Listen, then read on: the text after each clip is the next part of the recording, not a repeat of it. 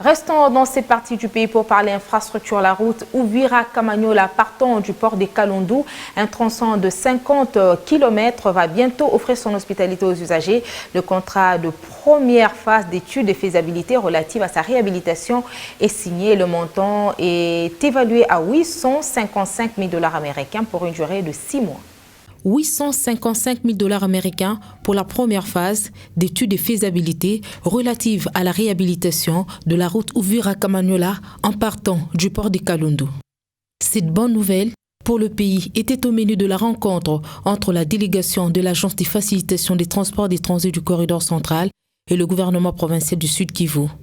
Ces travaux, de 6 mois sur une distance de 50 km, résultent des plaidoyers menés par cette agence au profit des pays membres du corridor central pour faciliter les échanges commerciaux à un coût réduit. La signature de contrat est intervenue mercredi à Bukavu. C'est une première phase entre Kalundou et Luberizi. Puis suivra une seconde phase. Je crois que c'est le travail que le capitaine Dieudonné vient d'évoquer tout à l'heure. Un travail qui va se faire.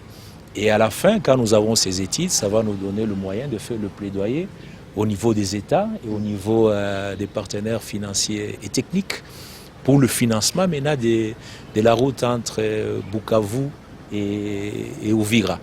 L'amélioration des infrastructures pour plus d'investissements capables d'améliorer les conditions de vie des populations, une des attributions de l'Agence de facilitation des transports des transits du corridor central qui trouve tout son sens. Les usagers de la route, eux, ils veulent la route, ils veulent une route asphaltée. Et pour une raison simple, quand vous regardez le coût de transport, un conteneur que vous importez à partir de la Chine, il arrive à Dar es Salaam quand vous payez 1 000 ou 1 500 $ comme frais de transport. Mais de Dar es Salaam jusqu'ici, 7 000, même 8 000 $. Donc vous comprenez qu'il y a vraiment un problème sérieux à résoudre. Et le gros enjeu, c'est les infrastructures de transport.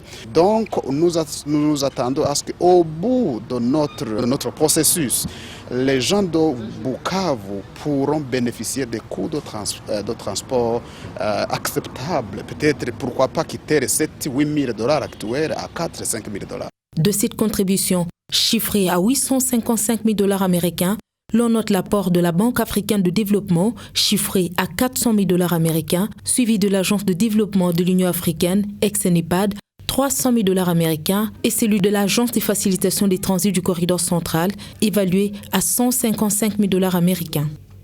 Une contribution pour des infrastructures de standard international pour ce tronçon routier à dimension régionale qui pourra beaucoup influer dans la facilitation des échanges commerciaux.